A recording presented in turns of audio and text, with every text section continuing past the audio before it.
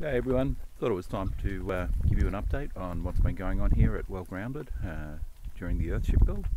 So we started building in December of last year and it's now near the end of May. So we've been going for a little while. We had 4 weeks where we had about 30 people on site, and then we had another week where we had half a dozen people on site. And as well as that, I've had probably about 5 or 6 weeks where I've employed 2 or 3 men to be working on site for me, and I've been out here on weekends. So it's a slow process. I'm not able to spend my whole time out here. I'd love to be able to just work out here full time and get stuck into it, but I only manage to get out on weekends, and even then it's only every second weekend or so because I have other responsibilities back at home in Sydney. And looking very much forward to finishing up those commitments in Sydney and moving out here, but I guess that'll be a couple of years. So we've got a long time to go. It's a slow build here. We don't have a timeline. There is no real deadline on when the Earthship needs to be completed, but I do want to get it done, so I am out here and working. So anyway, I just thought I'd give you an update of where we're up to. So I'll turn the camera around and we can have a look around and see what's going on. You can see it's a nice foggy, cool morning as we're starting to head into winter here in Marulan. It does get quite cool here in Marulan.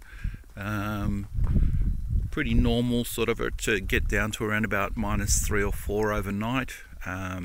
We might get 1 or 2 days of snow a year here over winter. The summer is hot and dry, and a winter is normally cold and dry. So we don't get a lot of rain here, but you know, we do get this morning mist, and pretty much every morning the ground gets a little bit of a refresh from this. You can probably see just looking at the soil here, the soil's not great. So when it comes to establishing my permaculture garden, that will take a little bit of time. This is the camp kitchen that we built early on in December, and it's been functioning beautifully. So basically it's just a roof on posts, and we've got at the back we've got a mud brick wall with a little bit of bottle work in it, which is basically just to shoot our hand in and get a go at learning how to work with mud bricks, making mud bricks and laying them, and then also building the bottle wall just with cob. So it's a pretty basic setup that we've got, but it works really well, and yeah, we've been able to have some great times out here. If I take you around the other side here, I'll show you. You can see we've got the pizza oven over there. Take you over and give you a bit of a better look. There's our pizza oven. We've had quite a few nights where we've had, I don't know, maybe 20-30 pizzas cranking out of this.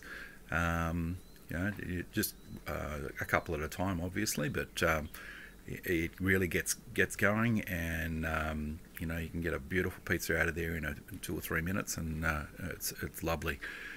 We've got our little fire circle where we sit down and have our meals and have gatherings, which has been terrific.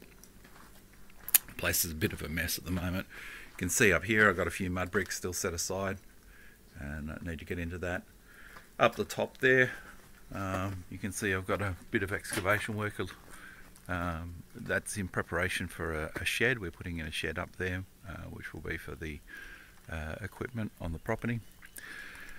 But what you're really interested in is the Earthship. So this is the Earthship over here. I'll take you around and give you a look. You can see we've been very busy, getting a lot of work done. I've had some terrific guys working here on the project with me. Over the last couple of months I've had Keegan and Andy, Sam and Sean. So if you're in Australia and you need experienced workmen, let me know. I can definitely hook you up with some really good guys. What I've been working on is digging out the trenches inside, but I'll go down and show you that in a minute. So what we're looking at here, I know this is a bit of an unusual sort of a shape, but this here is actually going to be the entrance, and the entrance is going to be up at this height. We're going to walk along until you reach this little wall here, There's going to be a concrete slab on the top of this, and then stairs that will take you down into the greenhouse that runs the length of the front of the building there.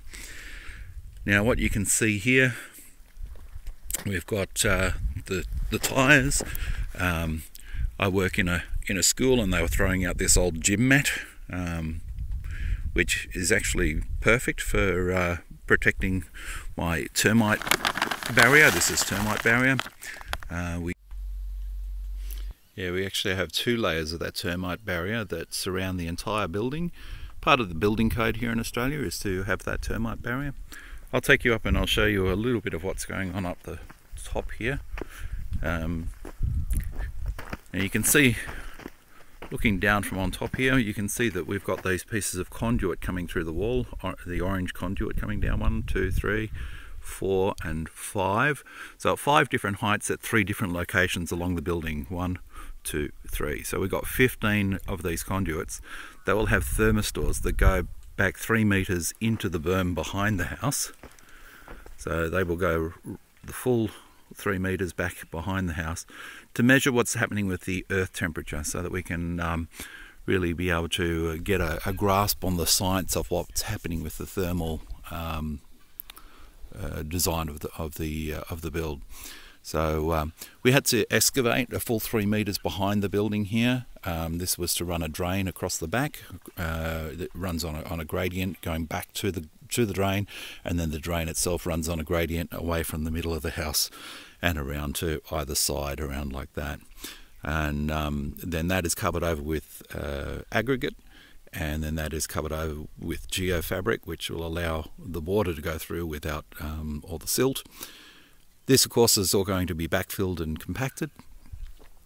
What you're looking at here on top of the wall is the bond beam. And if I take you across here a little bit further, you can see this is what the finished bond beam will end up looking like. It's quite heavily engineered.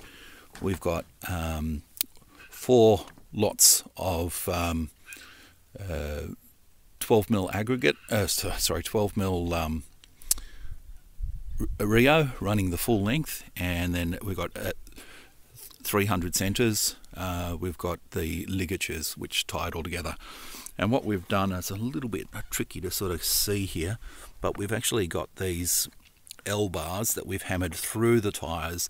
They go through about 3.5 courses of tyres. They get hammered all the way down. Might be a bit easier to show you around here.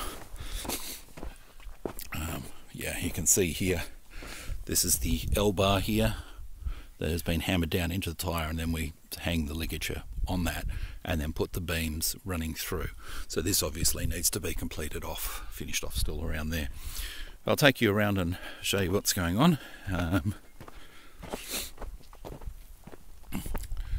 So the as well as those conduits, you can see there's the big white pipes sticking out of the wall over there, the big white tubes. They're the earth cooling tubes.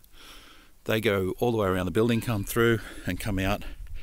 So we've got 3 of them coming out at this end of the building and 3 at the other end of the building. They come through the wall there and they come down to this area here, which will be our cooling well. So this will all be filled in here with block work. You can see the geofabric in there, so that it'll allow drainage to go through that into drainage which runs off all the way down that way. But this will be built up to above ground level, and I'll take it back so you get a bit better perspective on this, of what's happening. So the air tubes will come into this void area in the middle, which will open up, and we'll have vents around the outside of the little cooling tower there. The reason for that is so that we won't have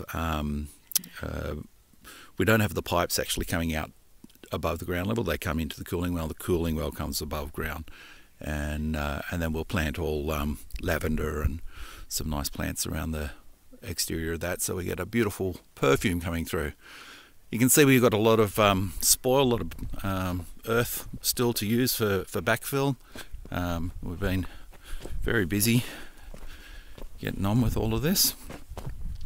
It's amazing how big a project like this is. I'll just take you around once more and show you what's going on around this side. There's the trusty excavator. Wouldn't have been able to do the project without that. fantastic machine. This is a Kubota I picked up at the auctions for just on $20,000. When I finish the project, I'll sell it. That being said, I've probably had to spend maybe nearly $5,000 maintaining it. They do break down, and when they do, they're expensive. Okay, so when we initially prepared the pad, we had the pad all perfectly smoothed off at the right level, and we had dug the footings, and you can see if I just lift a bit of this plastic, you'll see what's going on down here. So we've got tyres down there that are filled with gravel for the base level. Then we've got the termite barrier that goes over the top of those tyres and runs up the back of the wall, okay, up to there. Then we've done all those tyres. But of course, when we were filling all of these tyres along here, and the back wall for that matter, you get overspill when you're hammering. Some of the dirt falls down and it refilled the trench. So I spent this whole weekend on my hands and knees basically digging all of this out to reveal the trench again, so that we can actually start putting some steel reinforcement work into the base of that trench that's going to go all the way around. So I've been digging all of that out.